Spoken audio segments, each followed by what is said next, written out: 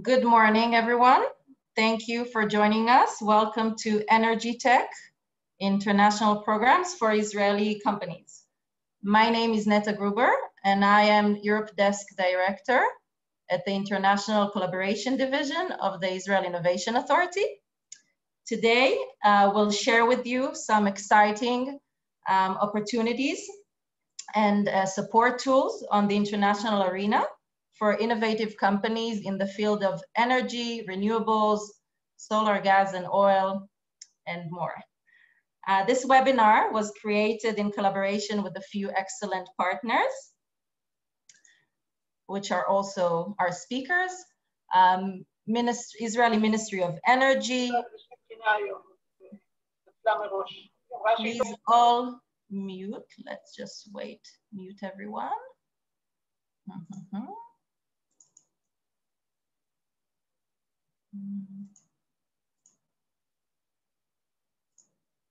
Okay, just make sure that you're all muted, please, so that we can continue on. So as I said, this webinar was created in collaboration with the Israeli Ministry of Energy, with the Israel Export Institute, with Equinor Techstars Energy Accelerator, with ESERD, ENEL, and ו-Snam. So we have a long and exciting lineup of speakers. I'd like to also invite you to use the Q&A option, which is either at the top of your screen or at the bottom of your screen. We'll have a Q&A session at the end of the webinar, and you'll be able to ask your questions, so please do use that. This webinar is also being recorded, and it will feature on the Israel Innovation Authority's YouTube channel, and you'll be emailed with that. So without further ado, I'd like to invite Dr. Einat Magal, Earth and Marine Sciences Research Manager at the Chief Scientist Office of the Israel Ministry of Energy. Please, Einat. Good morning to you all, and I'm very pleased to be here. Today's webinar is part of the activities that we plan as the Ministry of Energy in order to promote the innovation activities in Israel in the field of oil and gas. As you may know, the ministry is the regulator of oil and gas exploration in Israel, and it serves us the great opportunities that we want to push forward to a collaboration with you. So we would like to leverage the activities that is being done on a regular basis and to help the industry in Israel. I would like also to hear from you more. I will put my email in the chat later, and you may contact me directly. I would like to hear what we can do for you. And I wish you all a pleasant WebEx, and thank you, and Shana Tova. Thank you, Einat. Next up, please mute and stop your video.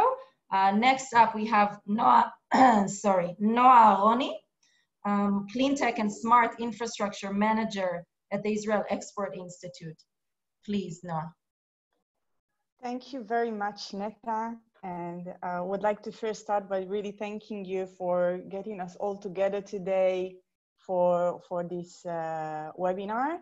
My name is Noah Aroni. I'm heading the Clean Tech and Smart Infrastructure Unit in the Israel Export Institute.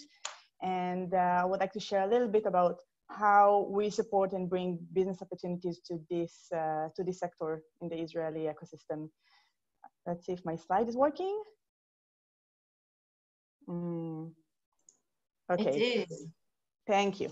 So our main mission is to create business value and support Israeli companies to scale globally. The Israel Export Institute is an NGO, is a non-profit organization.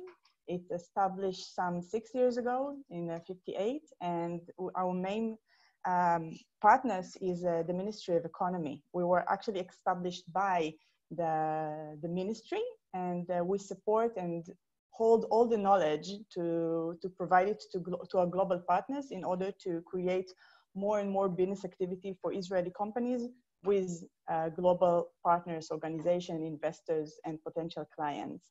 Our main partner is the Foreign Trade Administration in the Ministry of Economy and Industry. And together we operate to create this value. So how we help and how we support Israeli companies is basically diversified into two main channels.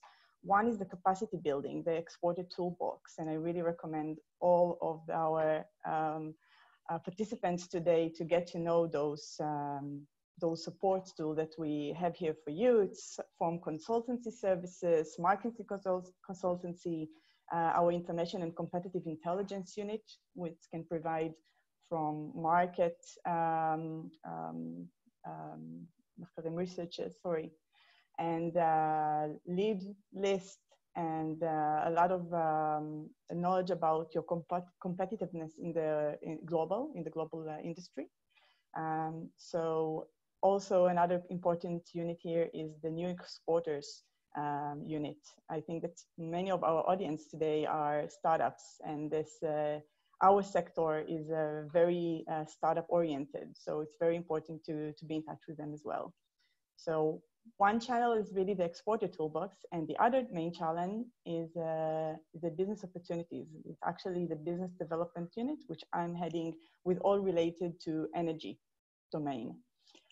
In normal days, outbound and inbound activity used to be hosting here delegations from abroad and sending Israeli delegations to exhibit in a trade fairs and to participate in business seminars. Today, we are converting our activity to, of course, to virtual, and a lot of also converting our mindset more to one-on-one, end-of-the-road meetings, like really putting you together on very targeted meetings with potential market, potential partners, and strategic partners. A little bit about what energy sector has to offer in Israel. So there are more than 400 companies, and of course it goes to different subsectors, from the production side and the generation of electricity, of course renewables, storage, and also to the consumer side, energy efficiency, which leads us more to industry, properties.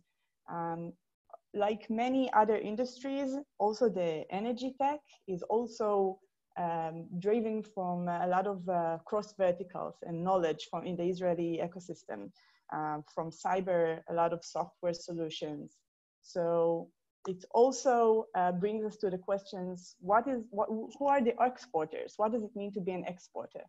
Not all of the Israeli companies are ready to scale to global markets. So how do we define companies that in the sector that are ready to do this giant leap? So it's a lot about the company maturity and the product level, the readiness to start working with global partners and to deploy your technology in the global industry. Capacity is a lot to do also with team members. Exporting can be not a cheap way and direction to take your company to. So make sure that you have the team members to also handle all the leads that we generate for you. Marketing materials, of course, good English website and marketing materials that are in different languages. And two main points are your unique sell points, or you may call it unique proposition, unique selling proposition, or unique perceived benefits for your clients. When we are showing a catalog of the Israeli energy tech companies, we want to show how they can compete local markets abroad. And this is very important when you are doing this leap, as I'm sure you already know. So our compass in the unit is really driven from getting to know you, the companies that are in Israel, and understanding your needs. So we had in the last few years a lot of work with global energy utilities, transmission system operation, renewable, a lot of developers, and all the value chain around renewables, also related to storage and the management of those facilities. The other side would be, of course, the consumers, as mentioned, from electronics companies, energy saving companies, real estate owners, property management groups, and every industry or manufacturers that want to improve their energy consumption basically are also approaching us and asking us to do a lot of scouting work. This is why a lot of my work is to get to know you as good and accurate as possible, to do also good work for our global partners. Goes without saying, we're also in touch with investors in the sector, distributors, and your end customers. Important to say, our main compass basically is you, the Israeli companies. You know your product the best, you know your audience and your market the best, and you help us to sharpen our pencils and our targets to the right places, to the right geographies and right partners. We also have a steering committee, which I'm happy to see some of the steering committee members here in the crowd today with us. So thank you very much for escorting us this way. And I would also add that many times companies have very specific target, and we also help in this way. Sometimes we can help with very specific business target in globally. But the best way for us to operate is to create critical mass around a specific topic. That would be energy storage, for example, or healthy grid management. And this is how we can create a good catalog of Israeli companies and really approach those markets and show how brilliant the solutions we have here. Another compass is, of course, the needs coming from the global industry. You are very exposed to hear from them, what are they seeking for, and also to resonate back to you guys and to explain more what is the need around the world around those topics. Another thing important to know about the way we operate is that there's a lot of room for cross-verticality, meaning that many of the solutions in energy domain is also cross-vertical with other sectors that is headed by my colleagues. That could be just, for example, fintech sector that is also working a lot of how to drive more, gain more benefits, for example, from your renewable facilities. Smart green also has a lot to do with cybersecurity, for example, and so on and so forth. So it's good to know also the other colleagues and the other unit in the Israel Export Institute, and to see that you get business opportunities also from other industries. Neta, I see that you are marking me that we are about to finish. We are done. Just a little two examples about big companies that already in the energy sector that already made it in the world and already as a world name. And I'm happy to say that we also see startups that are doing this leap now and had a really amazing breakthrough in the last year. So it's a good opportunity for some kudos to you guys. And that's it for me. I'm happy to be connected with each and every one of you for further information and to join you to this journey. Thank you, Neta. Thank you so much, Noah. Before I invite our next speaker, just a short housekeeping comment. I see that a few of you have been raising your hands at a few of the participants. We won't be taking questions now. We'll have a Q&A session at the end after we finish with all of our speakers. So please do use the Q&A option and write us your questions there, and we'll be able to address them afterwards. Thank you. Okay, and now over to our next speaker, Odin Abelsnes, Managing Director at the Techstars and Energy Accelerator, please. Thank you very much, Neta. Let me know if you can see my screen now, and then I'll take it from there. Yeah, just press yes. Full. Yes, now. Thank you. Thank you very much for hosting me. So I'm the international alibi here from Techstars. I'm hoping that the people who are dialing in know about Techstars, but I'll come a little bit back to that later on. Noah, great presentation. I really want to talk to you later on about all the great Israeli startups that I know you are having in your ecosystem. I actually had the pleasure of talking to two storage companies actually yesterday. So we are starting to tap into the energy ecosystem in Israel. So thank you. So I head up the Equinor and Techstars Energy Accelerator. And just 20 seconds about myself, because if you are a founder and if you do apply to this program, you will spend a lot of time with me. So I'm a founder myself. I started several companies. I have one successful exit behind me. I've also been part of a graceful failure. So I also know all the difficulties that a founder must go through in order to succeed. Also the downside, actually. Today, I'm board director and also seed investor in 2 successful companies. One also in the hydrogen space that raised $15 million just last month. I'm also a visiting master level lecturer within innovation and entrepreneurship here in Norway. So I come from all kinds around the table when it comes to entrepreneurship. So I understand what a founder must go through in order to succeed. A little bit about Techstars before I go into this particular program. You know, Techstars is one of the biggest accelerator networks in the world. We also have a program in Tel Aviv. Every year we are investing in close to 500 companies. Today we have close to 2,200 companies in our portfolio, and those companies have raised $9.4 billion in funding.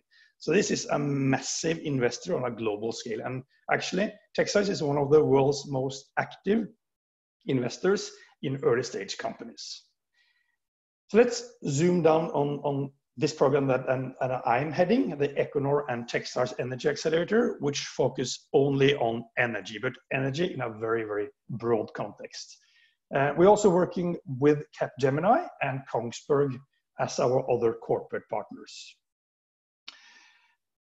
And what is this all about? This is a classical accelerator program. We select, or I'm responsible for selecting 10 outstanding energy companies from all over the world every year. And you know, I really hope next year we'll have an Israeli company. We have still not have any Israeli company come to Norway to join this program. And you know, just knowing the insane talent pool that Israel is having, this should be doable in the future. So I'm right now looking for 10 global companies. Again, it is completely irrelevant where the companies come from, Norway or Singapore or the US. I just want 10 outstanding teams, but I'm hoping for one Israeli one. We are bringing you guys, the startups, inside the office you'll see in the middle here. That is Equinor head office in Oslo, to spend 3 months inside that building, working actually closely with Equinor staff. And we like to say that we squeeze in 2 years of work in 13 weeks only. So this is a very, very intense program, very intense. You know, every founder that I talk to, you know, they always ask me, you know, how do we work with, you know, Equinor, for instance. You know, Equinor is a very prestigious global energy firm, you know, known globally for always pushing the, you know, the theoretical possibilities of advanced engineering. And of course, every advanced energy founder would like to work and talk to Equinor. I know in this program, you know, you'll meet their venture funds, you will have PR marketing support from their teams, but you also meet a lot of senior management in Equinor. And this gentleman here on the side here is actually the CEO of Equinor. And it's, you know, it's not every day that you as a founder get to present and pitch your company to a CEO of a multi-billion-dollar company. And in this program, you will probably be able to do that. You know, he has come by for the first 2 years we run the program. I can't promise that he'll do it next year, but you know, we are aiming for it. But the attention that we are getting from Equinor is substantial. So that's one of the real key things about this program. You know, a little bit about the 10 companies that we worked with both in 2018 and 2019. As you can see from the map here, it's highly global. They're from all over the world, except Israel. And again, we are looking for 10 global companies, and it doesn't really matter from where you guys are from. Only that you have a high quality team and you are tackling the global energy challenges. You will see here there's a lot of Canadian companies. And the reason for that is that we actually work very closely with the Canadian embassy, both in Norway and of course the Trade Commissioner in Canada. And they are really helping us finding Canadian companies. And hopefully this here today can be a start of a similar collaboration within Israel. I hope so. Of course, every founder is also asking me, you know, what are you looking for? And I really liked the presentation from Noah earlier. You're talking about, you know, cross sectors. I know Israel is insanely strong, for instance, in the security part and cybersecurity. You know, I would love, you know, for instance, a cybersecurity company who would like to offer solutions in the energy space to apply, because we can offer them a, you know, red carpet access into an energy giant like Equinor. But of course, we're looking for companies in 4 main buckets. It is oil and gas, it's renewables, it's entirely new business models or new ways of making money in today's energy transition. And it's also, of course, digitalization. And there's a lot of buzzwords on this slide, but I'm quite sure the companies that apply and ultimately get in, they will apply 1 or 2 or 3 of these technologies in their solution.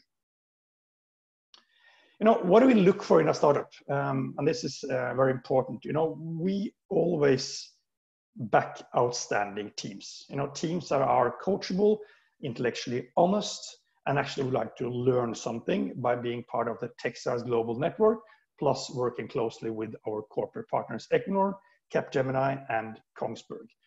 You know, Capgemini is actually giving us 5 full-time consultants to work for you and your startup in the program. We throw a lot of resources at you guys at a startup, and you have to have a strong team in order to absorb all the help that we are giving you guys. You have to attack a big enough market. We invest in your company, and it can't be a niche market. We need to see a big market potential for your company. We also like to see some progress. We tend to look at companies a little bit more mature in the Equinor and Techstars Energy Accelerator, simply because an energy giant like Equinor like to see, you know, more mature companies. And it's easier for them to make progress with our corporate partners as well.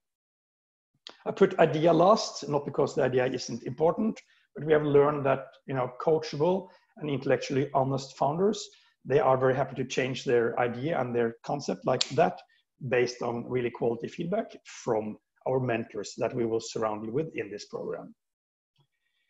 So the deal, you know, this also comes with an obligation from you guys. We do take 6% common stock in your company. That is the Techstars deal.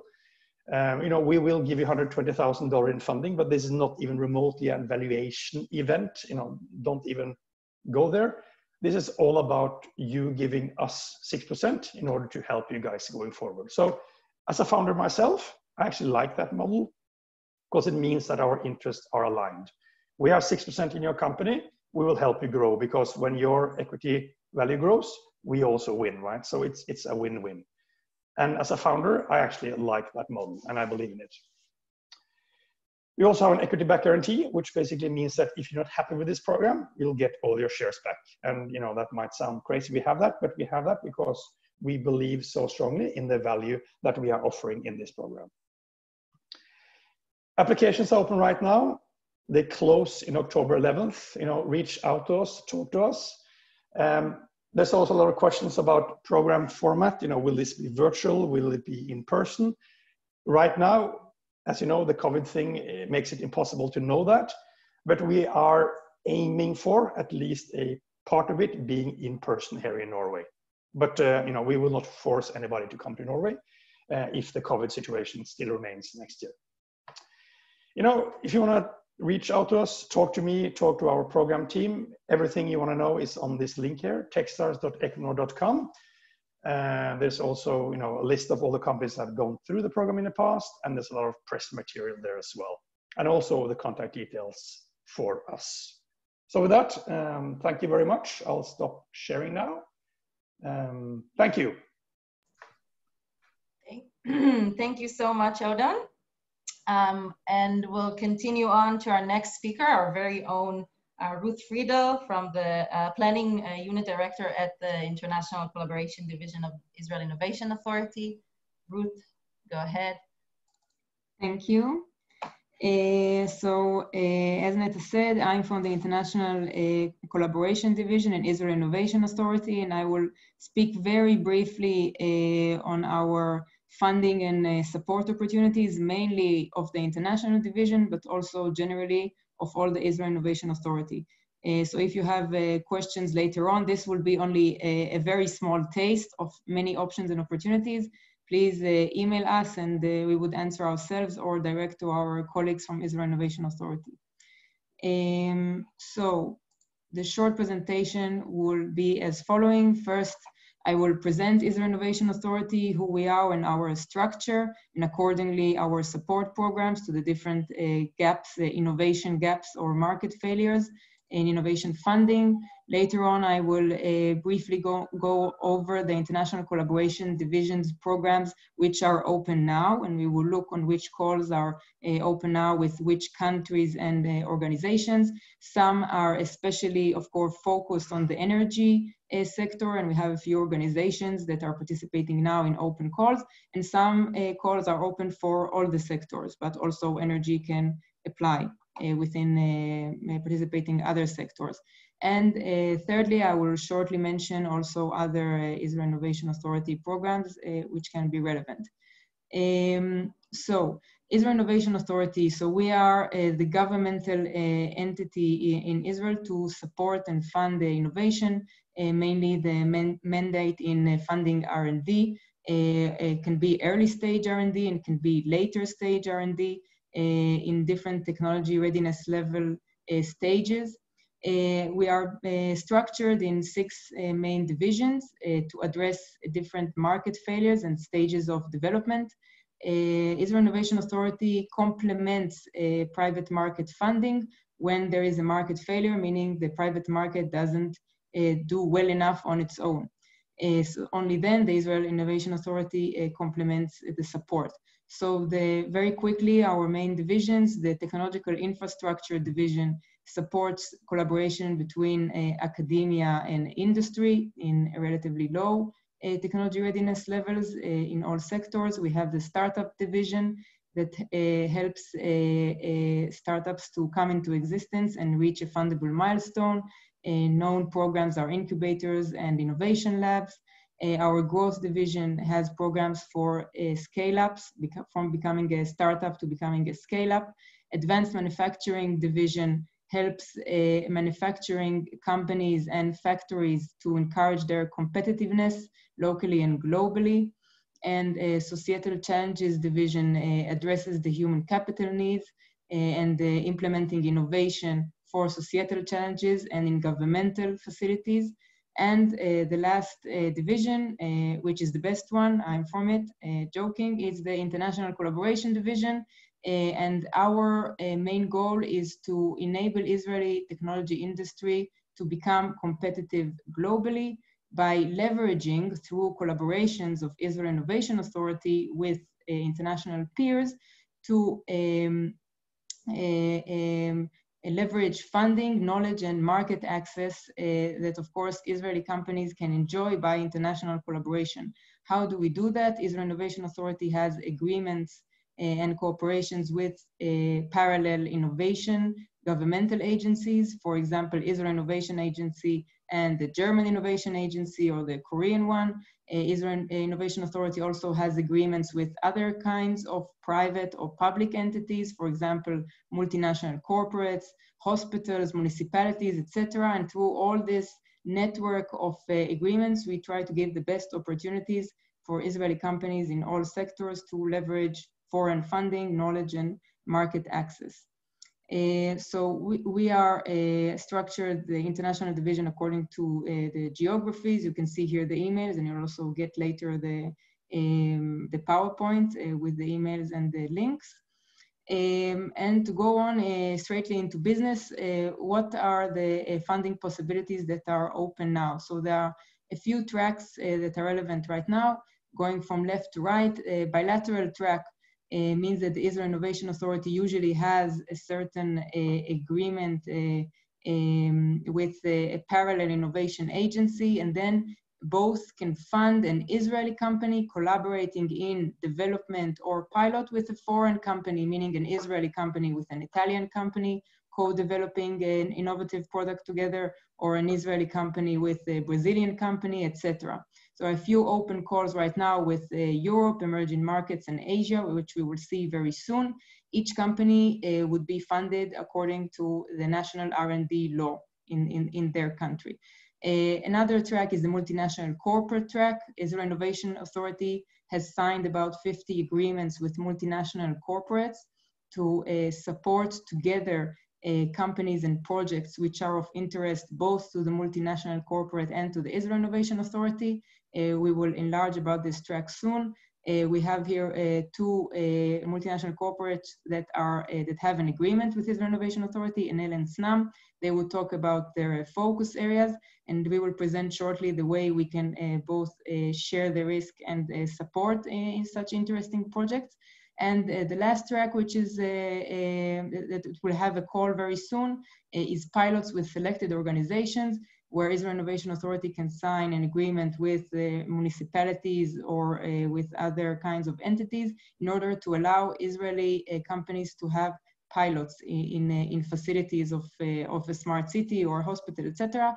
We are expecting to open a call for clean tech sector in November. So please keep posted in our newsletters and social networks to see when it's open and with what entities we will succeed to engage for that call. What kinds of projects we support? So of course, development, R&D, co-developing Israeli company with a certain partner. Also in some calls, we can support pilots of an Israeli company within the facilities of a multinational corporate or a bigger company in China, for example. And in some cases with Korea and Singapore, we can also support a co-development of feasibility studies within the two foundations with Korea and Singapore. If an Israeli company applies to one of the tracks that I've briefly shown, what do they get? What are they entitled for according to the Israeli R&D law? So they get a grant of 20 to 50% of our authorized budget for R&D and pilot costs. If the product materializes and succeeds to be commercialized, so then royalties are given back. Extra funding can be given to periphery areas in Israel. If you're from the south or from the north, extra 10%. So it can be funding of the project up to 60%. That means matching of the company should be ready for matching of about 50% or maybe more of the project. Any questions come regarding the budget? How much the time will the project take? How much money can the project cost? So usually we don't have a top limit. Projects can be of 1, 2, even 3 years. Usually pilots are a bit shorter, and it can be also, the budget could be according to the project. So it can be 1 million shekels, it can be 3 million shekels, according to what is needed. A few statistics to understand what is the scope that we see from past submissions.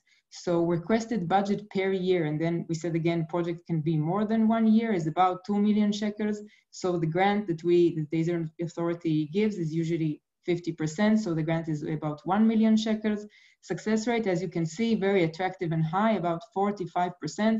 Why is that? Because it's really hard to have a good collaboration project of co-development or a pilot for an Israeli company and a foreign partner. So that's why really good ones have a good success of being selected for funding. Additional support can include sometimes partner search in some of the calls. For example, in Brazil and India, if an Israeli company says, I want to find a partner for co-development or for a pilot, we can try to help with our peers in Brazil and India. Also, the foreign companies, we said, if it's co-development of an Israeli and Italian company, the foreign company receives funding from the Parallel Innovation Agency. If it's a pilot track, so the multinational corporate, for example, gives in-kind assistance, which is access to facilities, knowledge, expertise, data, etc. We will enlarge about that soon. And sometimes foundations, like we have with Korea, Singapore, or US, can maybe have some slight differences in the rules because it's a different entity from the Israel Innovation Authority. Would not elaborate about that now, but of course could answer questions later. What is a desirable project for us, of an Israeli company with a foreign partner? Of course, to have a unique partner abroad if you are doing the same, so probably there's no synergy or something unique about the collaboration. Relevance and strength of the partner, that you complement each other and you need each other for co-developing if you can do it alone, so it's not a good collaborative project. Synergy and necessity also in technology and business, so when the whole is larger than the sum of their parts, that you really need each other in order to have the joint product, innovative project. Each one brings a mutual contribution and a significant one. a balanced business model when we see projects that one is selling and the other is buying. So obviously there's no sharing really of the risk and IP, there is no co-development, so this should be balanced, sharing the risk in licensing and in the rights for the IP. Of course, we want to see high risk and challenges. As I said, the Israel Innovation Authority funds, of course, only very innovative project, has to be disruptive, and has to have a reason for giving governmental funding when there are market failures, when the private market is not always doing all the work on its own. Energy is one such sector where the ROI is usually slower. So indeed, many companies in the energy sector are coming to ask funding from Israel Innovation Authority. Of course, from our perspective, Israel Innovation Authority always wants to look for projects which leverage the Israeli company and add value also to the Israeli economy as a whole. So now the open calls that we have according to a few geographies. So in Europe, these are the countries that are participating in our current open call. That is mostly to submit till the end of November. So as you see here, Czech Republic, Italy, Germany, and Russia, and we have one multinational corporate with certain focus areas. Snam and ENEL would talk after me about their focus areas. In the US, we have a call with Bird Energy Center, which you see here, the sectors are very specific. It's for collaborations of Israeli and American entities in cybersecurity for energy infrastructure, consortiums that also involve research institutes and not only a company to company. Continue here to Asia Pacific. We have some big calls with China, Japan, and Taiwan. Japan would close soon at the beginning in a few days in September, but the Chinese would be open later. And we have also a multinational corporate participating higher, a Chinese multinational corporate in the focus area of smart home. And emerging markets, we have call with India and Brazil till December. Now I want to have a small, just to end, to have a small focus on the multinational program for R&D and pilots. Our goal is to help Israeli companies integrate technologically and for marketing perspective with multinational corporates in order to help them access and penetrate global markets. So this kind of tool helps the partnership. How? Israel Innovation Authority and the multinational corporate and the Israeli company participating share the risk of an interesting high-risk project. Israel Innovation Authority knows how to inject funding up to 50%, as we explained before. The multinational corporate, if the project is interesting for him, of course, makes accessible all the facilities that are needed to execute the project, whether it's R&D or pilot. It can be access to equipment, to infrastructure, to data. It can be lending people's time, consultants, employees of the multinational corporate to guide the startup. And of course, the Israeli company is obliged to give the matching. So Israel Innovation Authority supports in funding, the multinational corporate supports in in-kind assistance, and the Israeli company participates in the risk also in providing the matching. So this platform exists for about 50 multinational corporates that have signed an agreement with Israel Innovation Authority. We have here on the webinar 2 of them, which will talk about the focus areas, and then Israeli companies that are interesting for these multinational corporates can apply for Israel Innovation Authority for funding. For us, a multinational corporate is considered a company that has annual revenues above $1.5 billion and that conducts R&D also outside of their home country. Of course, in our website, you could see all the multinational corporates that have a signed agreement with the Israel Innovation Authority. Just to finish, there are many other IIA programs that I don't have time to mention here, but they exist. For example, the fast track that Israel Innovation Authority has as a result of the coronavirus pandemic, that if there are companies that are now in crisis and they have a short runway but good potential, and the fast, quick support can help them. Fast Track gives answers to applying companies in about 4 weeks, which is super quickly for Israel Innovation Authority.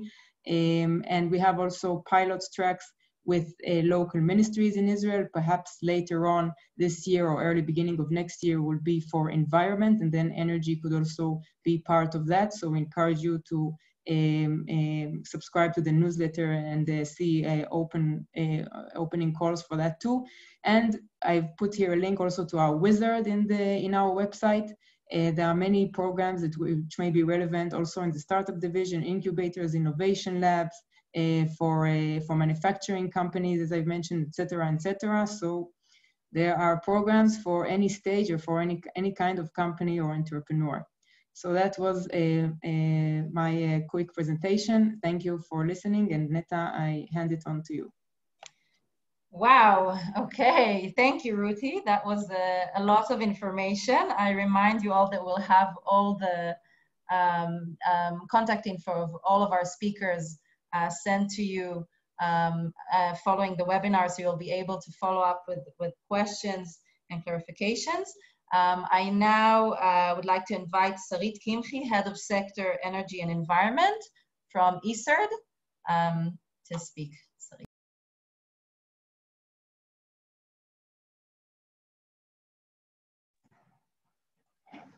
Hello, everyone. I'm Sarit Kimchi, Head of Sector of Energy and Environment at ESERD. I would like to thank Neta and the rest of the team for the opportunity to present briefly the European R&D funding opportunities in the Green Deal program. First, a small reminder who we are and what do we do. ESERD is Israel-Europe R&I Directorate. We aim to maximize the Israeli participant and the funding the Israeli entity receives through grants from the European funding programs. We do this by making the program accessible, representing the interest of Israel and Europe, and of course providing assistance in submitting the program. Horizon 2020 is actually the 8th funding program, which started in 2014 and will end of December. The Green Deal program is actually a program within Horizon 2020, and it's the latest funding option for this program. 44 countries are eligible to participate at the program, EU member states and 16 associate countries. Proposals should include the collaboration between at least 3 different entities from 3 different countries. Let's talk briefly about the Green Deal itself. Europe aims Green Deal to be an engine for socio-economic growth, innovative technologies, but also offering thousands of new jobs, improving economy, and combining all sectors. The European Union argues that the challenge is not only technological challenge, but also requires a change in lifestyle, community behavior, and education. You can see this part in the calls themselves. The program budget is €1 billion, and it's meant to achieve several goals, such as make Europe climate neutral by 2050. Also, we have these similar goals in Israel, move to clean circular economy, restore biodiversity and cut pollution, renewable energies, invest in environment-friendly technologies, etc. Green Deal contains 20 different calls divided to 8 core areas. As you can see, the different areas represent the variety of energy and environment from different angles. We have clean, affordable, and secure energy. We have efficient and energy efficient buildings. We have farm to fork. We have biodiversity. So basically, every angle and every aspect in environment and energy is included in this program and will be included in the next European framework program, which will start in January next year, Horizon Europe. I think for this webinar target audience, the most interesting calls are in area 2, clean, affordable, and secure energy, efficient buildings, and smart mobility. So I think you should focus on that, but I do recommend you to to have a sight of the full package calls, because you need to understand better which one is the right for you. Just to share a bit more details regarding to area 2, which is the pure energy project. So area 2 is called clean, affordable, and secure energy. It's divided to 3 calls. The first one has 2 subtopics, which the first subtopic is integration of renewable energy system onshore and onshore storage solution. The second one, integration of renewable energy systems storage solution offshore, grid and infrastructure. Both of the calls also includes, both of the subtopics also includes behavioral and financial aspects as well. The second call deals with the development of electrolyzer to increase hydrogen production. And the third call dealing with accelerating the green transition energy access partnership with Africa. As I mentioned before, please be aware of area 4 and 5, efficient buildings, smart mobility, and to have a look on the full package to understand which call is the right for you. So for more additional Green Deal material, I recommend you to go to our website. We have their webinar. We have the event that for partner search. We have also the full calls and draft and all the information you need. And of course, you can always contact me and all the rest of our team to help you with any other questions, information. We will be glad to meet you and to advise you which call right for you and to answer any question you have. So thank you, and that's it.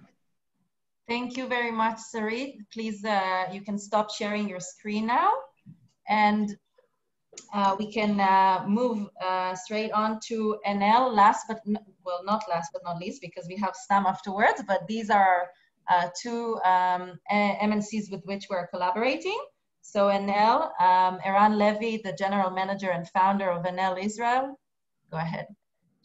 Hi everyone, it's nice to be here. So I start with a quick overview about ENEL and its global innovation network, and then I'll talk about what we're doing in Israel. So ENEL is a Fortune 100 company, a very big one. Actually, it's the world's largest producer of renewable energy. It's $80 billion worth company, 70,000 employees, operating in 32 countries. We have today a global network of innovation centers. Actually, it's 12 innovation hubs and labs around the world in Europe, Latin America, the States, and of course, Israel. It started in Israel exactly 4 years ago. So last week we celebrated our four years birthday. And the idea is this: all of these innovation centers globally worked directly with all of our business units and all of the territories that they are located in. Basically, it's a kind of a metrics kind of work together with them. We share knowledge, we share opportunities, and we help each other in order to provide, to deploy innovation in the company. The way we work in Israel is very interesting because first, Israel is the only territory in the world that ENEL doesn't have any commercial activity in. All we have is the innovation business. So we don't do money, we only spend money, which is very, very interesting. We have 3 different activities in Israel. So the first one is the one that was born 4 years ago, which is the Tel Aviv Innovation Hub. This is the place where I'm located in. And we are working with mature companies that already have working and robust technology, preferably those that already working with customers. And the way we work with them is evaluate their technology and try to see if we can somehow leverage on it or add our innovation in order to create something new. And then we deploy it wherever we need in any business unit or territory that we need it. This is the Tel Aviv hub. The other activity we have is InfoLab. It's located in Haifa.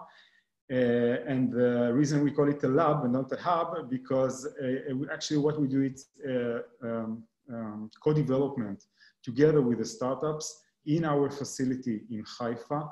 And there we are working with the early stage startup, pre-seed, seed, round A, not more than this.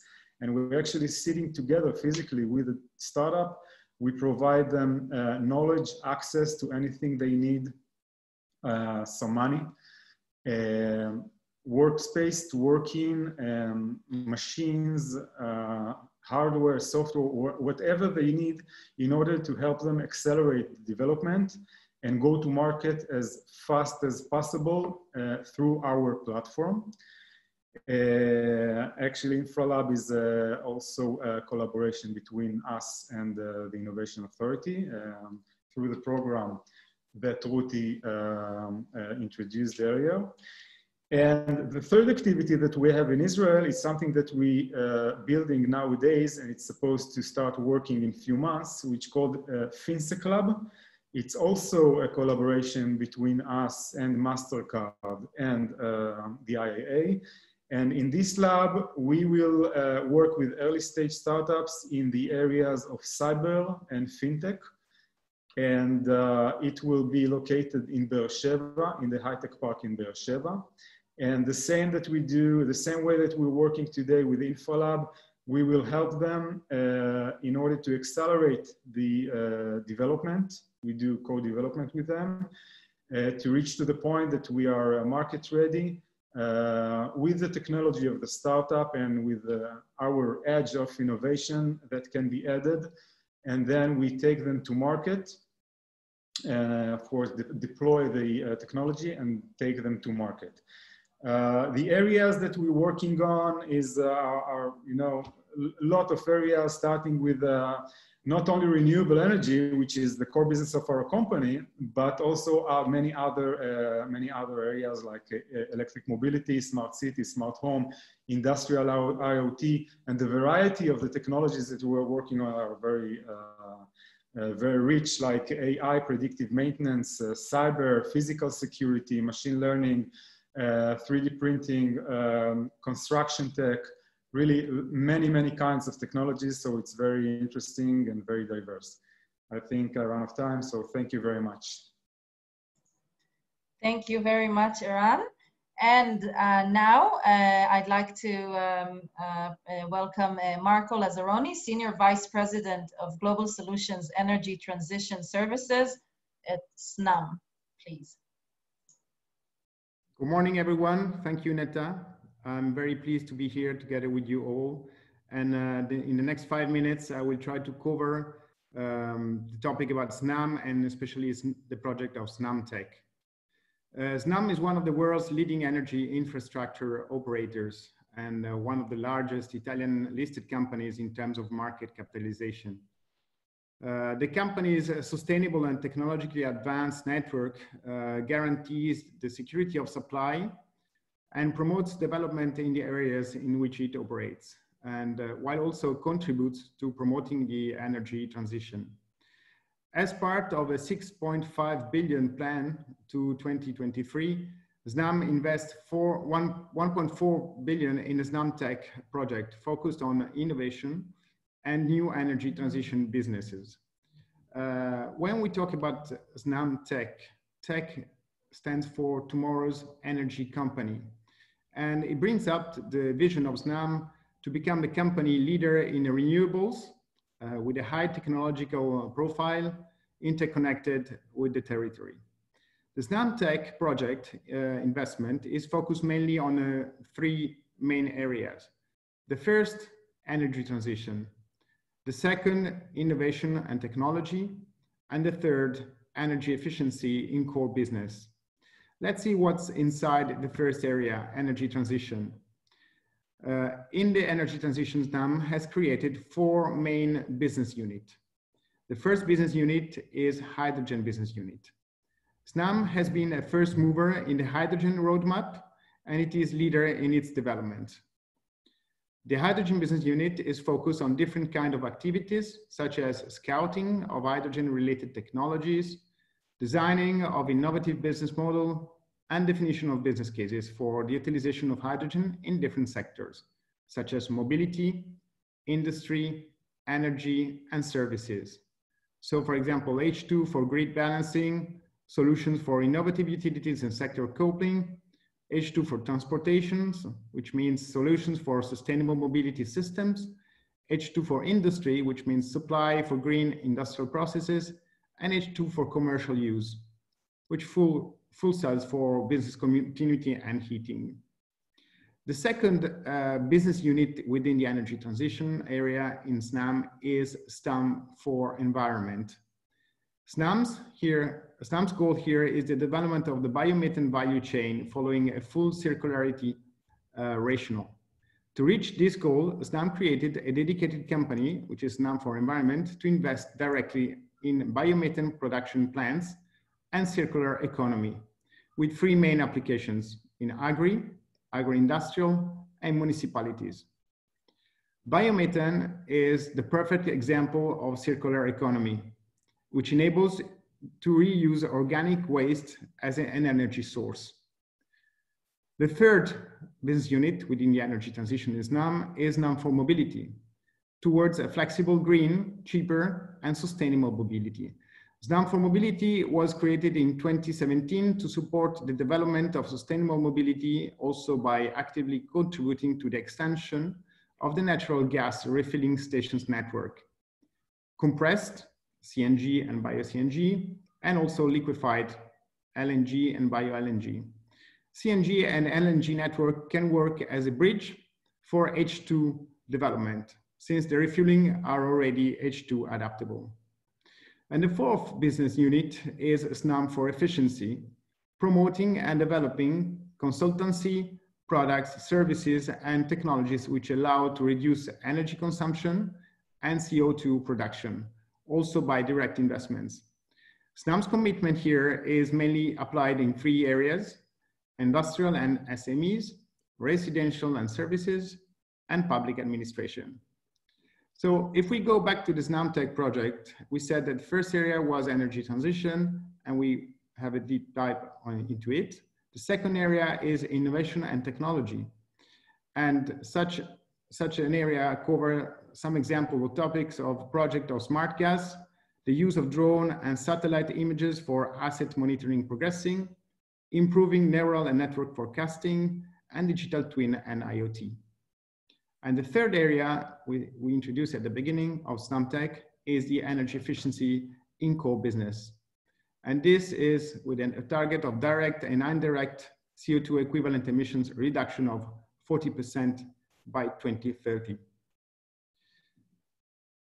SNAM is very pleased to collaborate with the Israeli Innovation Authority, as also Ruth has been anticipating in her presentation. And they are working together to help Israeli companies get the evidence and assistance they need to improve their development and to enter and be successful in the global market. Thank you very much. Thank you very much, Marco. We got a request from the audience to please share. I don't know if you have a slide deck, if you're able to share it, because people were interested. And now we have, we'll move over to the Q&A session. We had a lot of fascinating information presented here. We'll give you a little bit of time to ask your questions. And then, of course, as I said in the beginning, this session is being recorded. It will be sent to you, and you will also get all of the speakers' contact info. So don't worry about that. So our first question, and I think that it is aimed at Odin, because he mentioned that they were looking for innovative technologies in big markets. So there's a question here: what is a big market for you? Yes, what is a big market? So the answer to that is the same as any investor would answer that question. I mean, we invest in markets that can be substantially big when it comes to return. So typically, your target market, the market that you potentially are operating in, needs to be in the hundreds of millions of dollars. If it's lesser, then it becomes a niche, and it's harder to scale in such a market. It doesn't mean that you have to aim for $100 million turnover yourself. We need to operate within a market where the potential is there if you scale your company to the next level, which, that is what we have to help you with. Great, thank you. Now we have a question which is a little bit more general. So all our panelists, you can feel free to put your camera on and unmute yourselves and share your thoughts. The question is, what is the energy subsector most ripe for disruption in your opinion? And what are the barriers you see, which are sector specific?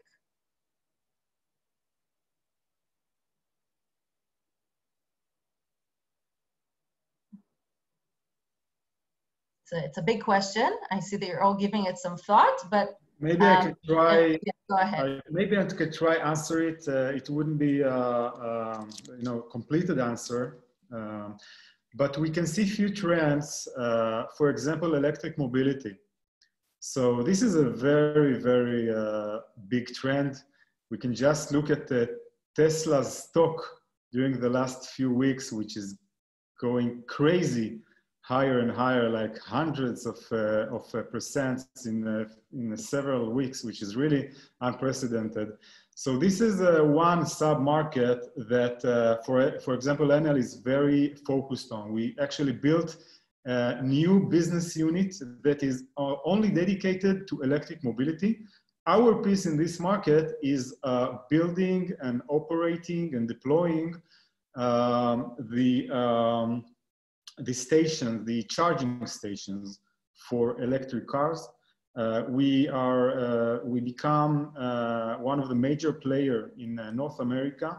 We operate today about 40,000 charging stations for electric car today, and it's getting bigger every day.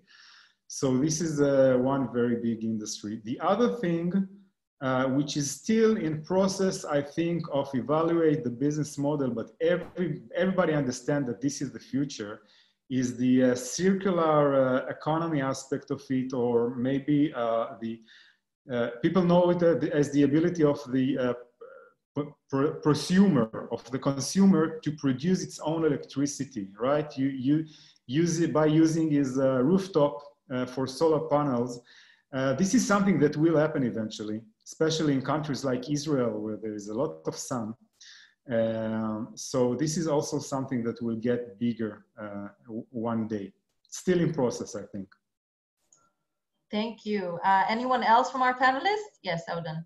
Yes, so I think, EVs and electricity, and that part is an obvious one. I mean, I'm dialing in from Norway, and in Norway, in Oslo, 60% of all new cars are EVs these days. I mean, 60%. So it's now the world's most populated or densely populated when it comes to electric mobility. But I think the biggest, or one of the most important industry trends in the next few years is decarbonization. The fact of not using fossil fuels anymore, and just businesses and innovative businesses that target that one. How do you reduce consumption and also the polluting part? I mean, it's just massive. Every company today, every startup today needs to address that part as well. I mean, how will you, as a company, take part in helping, the world basically become a little bit greener? If you don't do that, you will not attract investments either. It's just a fact. Anyone else wants to address this question, or we can move on to our next questions? I mean, maybe just add a little comment that you can really see it reflecting and resonate back in the way the Israeli ecosystem built. And related to what Eran mentioned about mobility, it's really pushing forward all the energy storage solutions that start from EV, but then also goes to smaller electronics, and of course, solutions for utility scale or renewables. So this is another thing that we really see more and more companies, and some of them I mentioned also in my presentation, around storage that are being predominant. Thank you. We have another question coming from Joseph. Is there an interest on water and wastewater technologies?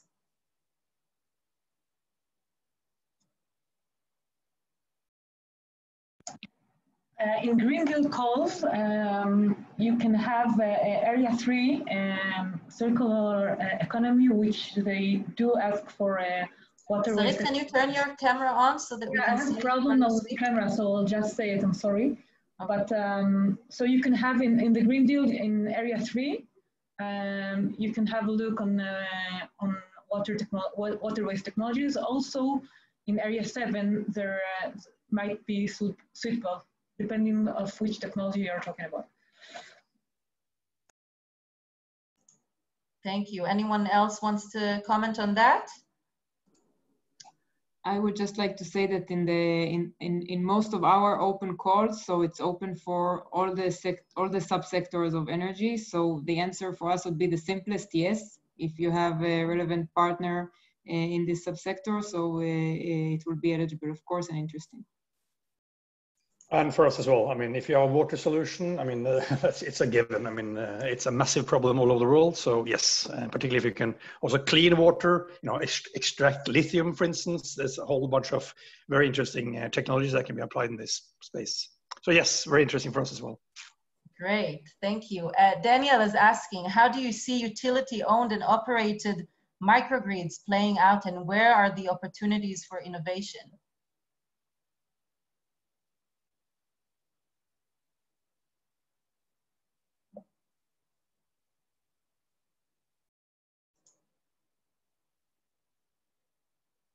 Anyone wants to answer this question, or are we left without words?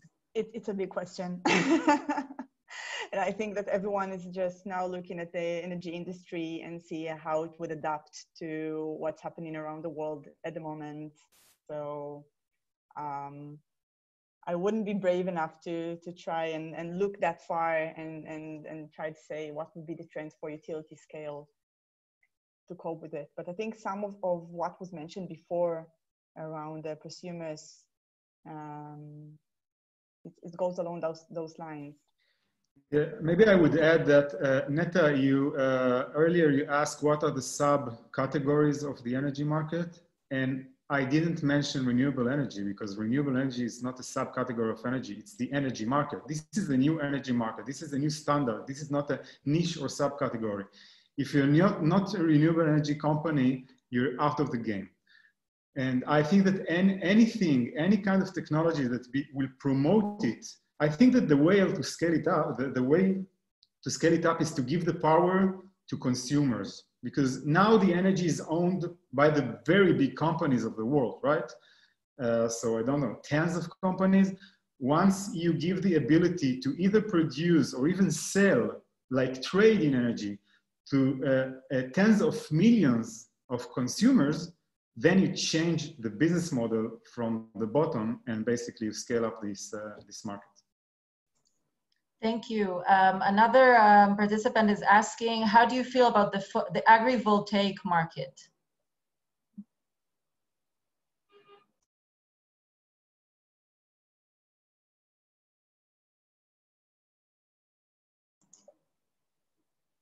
While you think about that, we'll move on to the next one and feel free to comment once you're ready about the agrivoltaic market. So Uri is commenting that we should mention with more detail the Bird Energy program. And Ruth was interested to respond, so please go ahead.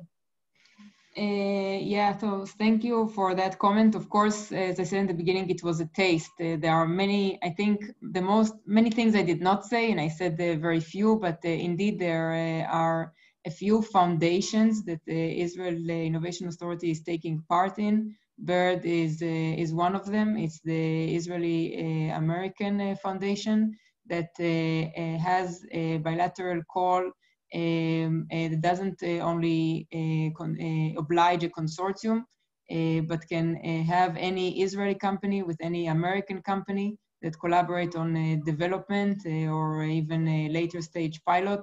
The foundation has 2 boards a year, So right now there is a call that has just ended at the very beginning of September, the 1st of September, but indeed there would be an open call later on and a few months to submit, and then it could be judged in the next board. What we've presented in the very short presentation was the open calls that we have right now.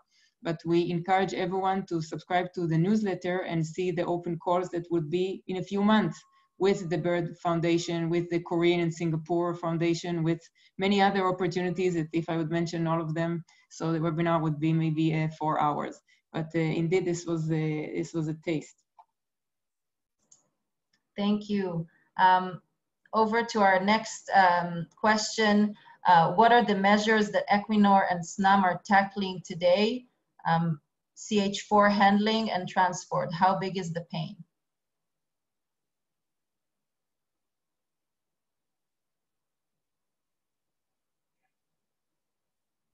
Yes, hello, hi.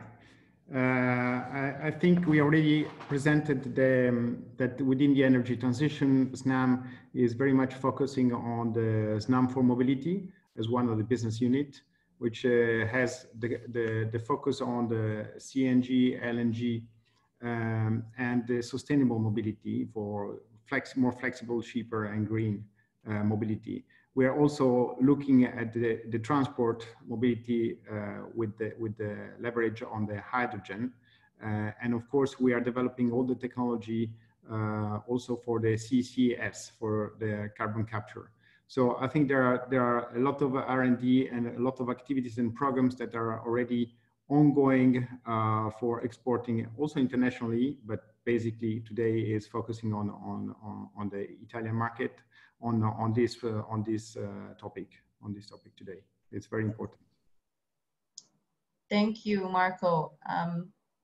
Odon, Equinor, what do you say? Sure. So I am not an Equinor employee. That's just to be very clear. So I shouldn't and can't answer for Equinor on methane problems. But in Techstars, we actually look every year on companies that are trying to detect emissions, methane emissions, by using advanced imagery from satellites and AI to analyze data real time. We also look at drones that can kind of measure this, and also Equinor has actually invested in a US-based company that is kind of on site, and they fly out to detect and measure methane emissions from pipelines. So this is something that's definitely ongoing and is of interest. Yes. I'm imagining this question is also for you, Odon, but I'm not sure. Danny is asking, is there a commitment regarding NDAs? I can imagine this is for you. Yeah, so I guess this is in program, and this is a very good question, and in program, you will not sign NDAs, but there's very strict information sharing routines that we work very closely with Equinor, and I'm a founder myself, so I'm extremely sensitive towards the fact that some of you who have advanced solutions with IP do not want to share everything with a corporate giant like Equinor without being protected. And trust me, we take this part extremely serious in the program. So there is procedures put in place here, but we will not create hurdles and difficulties sharing information. So this is, this is taken part. This is a part of the program. So yes, we take this part very serious. Great, thank you. A question for Noah. What are your business development activities planned for 2021 for energy tech companies, considering COVID and all the changes it's brought to us? So, good question. There were some traditional activities or flag activities that we used to participate. For example, investors conference that we used to go every year in San Francisco. And we are planning to still take part in those events, even if it will be only virtual. I don't think we, at the moment, planning any kind of face-to-face meetings or outbound delegations. And we also going to work more on a target-focused way, meaning that really looking not only at I talked before about our targets as a sector and who do we want to reach out to around the world. So I think that this year we're going to also look a little bit broader, expand to more tier 2, maybe smaller utilities, smaller companies that we haven't been reached out to, and just make sure this business continuity even stays in a one-on-one level with no big events. So we are getting ready for this as well. Thank you. I think all of our questions have been answered. If you have any further questions, are you welcome to send them over our way. And in case you don't, this has been quite a journey. I think we got a lot of information and maybe it was a little bit overwhelming. So we do encourage you, here I'll share my screen. So you can see all of our contact information here, and please feel free to reach out with any question you might have. So thank you very much for joining us, and I think we'll finish here. Thank you. Have a great day. Thank you for having me. Thank you to all of our. Thank you again to all of our amazing speakers. Thank you.